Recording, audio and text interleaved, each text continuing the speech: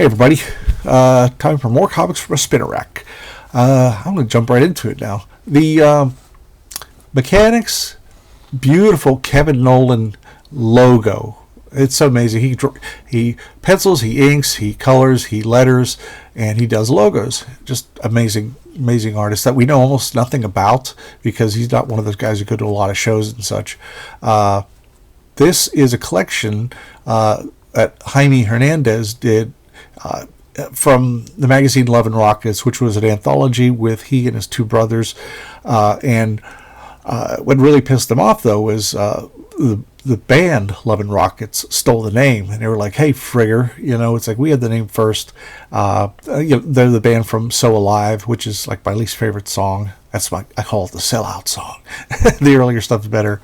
So, boy, do I sound like an 80s snob or what when it comes to music, but it's true. Okay, this is Maggie, and she's a main character. I love that giant wrench. That's so kick-ass. And the thing is, too, the last episode, I said Mark Wheatley's Spider-Man stuff, it looked a lot like... In fact, I'll show it real quick. I was saying how that was kind of like Bruce Timm, kind of like Presage to Allred, J-Bone, all those guys, but I was wrong. It all goes back to Jaime Hernandez because he has that clear animation style, but it's not boring. It's not... Every line counts. Like, I'll just do underarm here. Like that, just a couple, doot. And his face, just a couple, that's almost like an old adventure strip. And he gets it down, and you have to be damn good to draw like that if you're not going to be a heavily detailed artist. Because you can't hide how a face is wrong or black out half a section of a face. That's just magnificent there. So there's an introduction by Alan Moore. This came out later from earlier issues of Love and Rockets. I just love that look. She's got that look like she's been working on a machine for like 12 hours straight. Colors are by Paul Revaux. She's an amazing colorist. So let's get to it. This gal Maggie, and she is working. She's working a job for the government over in Zambia, and she doesn't quite know what it is. It's kind of like when they built the atom bomb. They didn't tell everybody what they were doing, but she's not gleefully creating the atom bomb. It's just some government project you have to stay hush-hush about. I had a roommate who actually worked for the government, and he couldn't tell me anything. I'd be like, oh, how was your trip to such and such? He goes, I can't tell you. So I just accepted that. Okay, now, love this. The coloring, like I said, Paul Rush really brought a lot to it. And what's great is this is not solely exposition. It's very conversational. Like, you follow it, and it doesn't feel at all like exposition. It's like, hey, her best friend Hopi's at the bus stop's reading it. Back then you only had snail mail, and it's a great way to introduce it because there's little personal tidbits in there, and there's personal observations, and it's really enjoyable stuff. Let me see. That is a great image right there. Those eyes, that's the thing. If you screw up the eyes, there's no denying that. I mean, and I like the boots. This is kind of like borrowing a little bit from the punk rock aesthetic that the Hernandez brothers had. I love that face right there. Look how small it is. That face there, just really, really. There's some nakedness in here, so I'm trying to hide that so I don't get any. Anyway, she meets a frenemy, Penny Century, and I love that name. It's like Penny Cent, but Century, and she's like this wild, adventurous, woman around the world, and somehow when Maggie ends up in this one, out in the middle of nowhere near Zambia, they catch up with each other. I'm trying to. Here we go. How about that? Look at the stances and the sizes of everybody. That's just great. And she was a former wrestler who had become a hero. And she kicks a lot of ass. Yeah, there she is right there. But like I said, the lettering, it seems like there's a lot going on. But Raina, they're just talking about how, her career and such. And it goes on. And oh, and there's a backup. Petty Century. That's a great image right there. She's like, what? So anyway, really recommend it. It's a 3-issue series, very affordable, great stuff, and you can learn a lot just like even copying some of these panels, because there's nothing to hide behind with all the cross hatching. Dreadstar. It was really cool about Dreadstar when it first came out. Of course I loved it, and Jim Starlin. Everybody loves Jim Starlin. He had this schedule that was so different from everything else. Instead of the burden of a monthly book, and also on the opposite side, if it's a bi-monthly book, it hurts sales because you're kind of gone away for an extra month, and not everybody will come back right away. And so he scheduled this every 6 weeks, which is just a fantastic way to go about it, because also got the issues to us sooner. I mentioned this before. I worked on the original 52 miniseries, a year-long miniseries, and me and Pat Olaf had 5 weeks to do a comic, and that was such a luxury.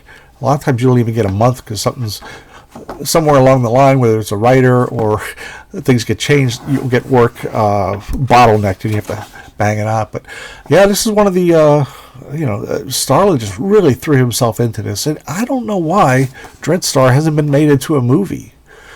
Some of this stuff was recently reprinted in a really nice format from Omnibus Press, it's just really amazing stuff. It's like he kind of scratches that itch of the superhero, but he also tells his science fiction aspect of his interests, I guess. That sentence didn't make any sense.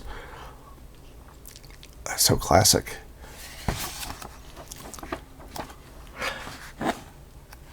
And what's great is each issue, they spend about a page doing a quickie catch up to everybody in a flashback. People say, those things are so corny. And I'm like, no, they're helpful because now you have that wall of text in front of a Marvel book. And I don't think anybody reads that. I've never heard anybody, I don't know, they're there for the funny pictures. Come quietly or there'll be trouble. There are so many covers Bolin did where it's Dredd's like completely surrounded, and he's the ballsy guy who puts up anyway. Early Brian Bolin work, he did like the first 30 covers of this Eagle reprint series, and sometime I'll have to just showcase only those because they're beautiful. And it has that British absurd humor mixed in with like real life consequences.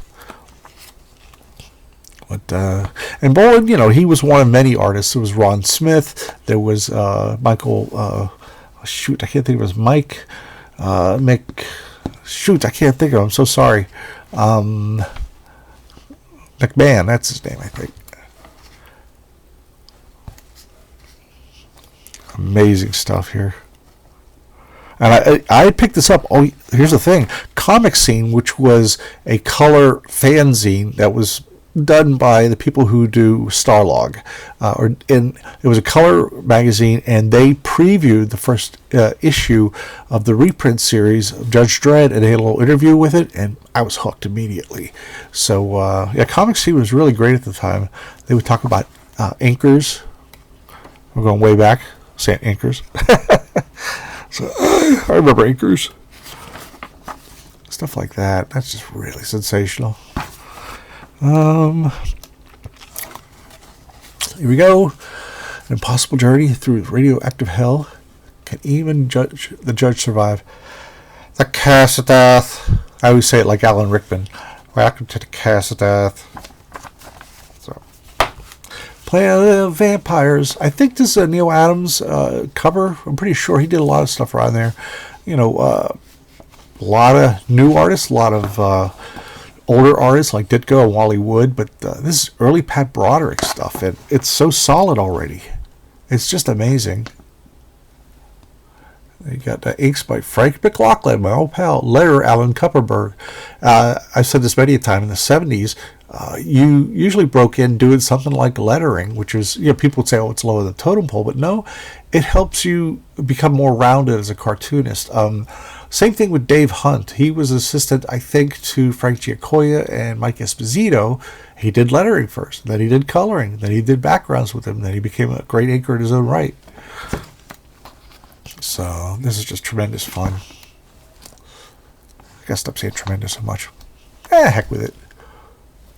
Let's have a poll in the comments. How many people want me to say tremendous? How many don't? I'm just being a dork for a second there. And please, share your comments, and if this brings you back. Look at that. Those were the days, my friend. We thought they'd never end. Just amazing. I love that. Really, really stunning stuff. And you know what's funny? I never ever saw an Atlas comic in the wild. I only saw it when, like 2 years later, back when comics were just distributed to newsstands and such, and drugstores. All the stuff I liked. There was kind of a, I hate to say corrupt situation, but you're supposed to tear off the logo, send that in, or the front cover part of it, or the whole thing, to get reimbursed for unsold copies. But then a lot of people would save the comics, and they'd be missing the logo, or they would be coverless completely, and they pack like 2 or 3 of them in a like a bag, like poly bag. Not a poly bag, just a regular plastic bag that was sealed off, and usually had a DC on one side, a Marvel on the other side, and then like either Atlas, or it had Charlton or some other smaller company, and they would cost 30 cents compared to then the price was still 25 cents, so you got 3 comics almost for the price of one. And boy, great way to build up your collection back then. And so what happened is, I've never seen these in a while, but they did show up a lot in those tri-packs, 3-packs, whatever you call them. All right, now on to the X-Men. And I'm just old enough to have seen this was the X-Men I knew. I started reading comics like a year or 2 or so before the all new, all different X-Men. So when that came out, imagine how much that flipped me out, because up until then it was a reprint book. The book went till 66 issues, and it started with issue 77. Let me start that over. Get my math straight. Last original issue was 66, which was where they battled the Hulk, and then the next issue was a double-sized reprint from number 12 of the Juggernaut, and became all reprint up until issue 93. So it must have sold enough to warrant keeping the title going. They didn't just get rid of the title. And back then, reprints were easy to make, because the unfortunate thing, there's 2 sides of the coin. It was great for fans like me, but they didn't pay royalties, so they could just reprint anything, and it was all, it was all gravy. But all things considered, though, the sales were still poor. I'm just surprised a lot of these books stayed around. So, but I had this coverless book, and during one of those times I told you where they have coverless covers, coverless comics, and I loved the original X-Men. What's great is Roy Thomas does, I don't want to say fan service, that's just so 2023. I think it's Roy Thomas, right? Yeah. He is a fanboy, one of the first ones to get hired in comics. They had the Plant Man from Human Torch's story, a Scarecrow from an Iron Man story. So he basically made this team of like these third-rate villains, but they weren't third-rate to me. I loved them. Porcupine, he was a Giant Man foe. The Eel, who fought Human Torch, out cold. I just love this. Oh, Unicorn, yeah, also a foe of Iron Man's. That helmet is such a trip. Don Heck designed that costume, and it's pretty wild. It's typical of the era. And what's interesting is some of these books, not this one, but right before this era, the indicia would be on the inside of the cover, and if you had book without the cover on it, you didn't know what you were reading, or you don't know when it came out. So this was at, well, you know, the 70s. There's a real air of mystery about a lot of things. You know, I mean, you know, now we have all this information. Like, for example, I couldn't share this to all of you, you know, by going door to door. Oh, man, I love that team. They stuck around for a while. I mean, you know, it was fun. Really fun. I think, yeah, Englehart and Sal Buscema and Frank McLaughlin did the Captain America stories that had these guys showing up again. Never before seen portfolios. You know, and I remember getting this like around 76 or so, and I knew in my heart that this was no longer available as an offer, and I was kind of like, oh man. And however, from Mark Evanier has said many times, Marvel Mania was sort of a fly-by-night operation that really didn't get.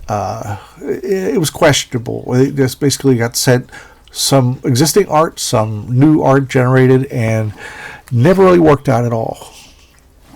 So I love these guys. I like how they all have one power. But yeah, I mean, I have such fond X-Men memories, and the new X-Men came along, and I was really excited. I mean, it was best of both worlds. And you know what? I kept this in pretty good shape. Oop, maybe something got a hold of that. But, you know, I'm not worried too much about condition. But there's a Maurice Severin layout, if I've ever seen one. And it's inked by John Romita. It's such an odd balance. It's such a weird... but I love it. I love that big old chunk of ice, too. That would hurt. He should have done that more. So, yeah, and you see how, like, they're kind of... The foreshortening is very Maurice Severin in the poses. And it's very Kirby-like in the way that all the characters doing things, fitting all these characters on the cover, it's like they're all dodging. So dodging each other or getting in place for like a group photo. So supervillains, more than you could shake an X-Men at. Plus action, action, action. That was me. Oh, I guess it isn't as great shape as I thought. All right, everybody. I hope you enjoyed this.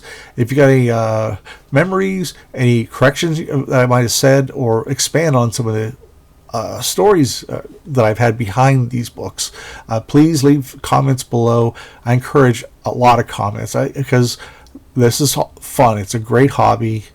Even when I turned pro about 30 years ago, I was still a fanboy. And I am still. So, but yeah, if you have any questions, comments, please hit like and subscribe if you haven't already, and leave a comment. Also, share, please. If you've got another classic comics fan that's, you know, that eats this stuff up like I do, please share it with them. I'm getting more and more viewers, and I'm really, really appreciative of it. So anyway, have a good day.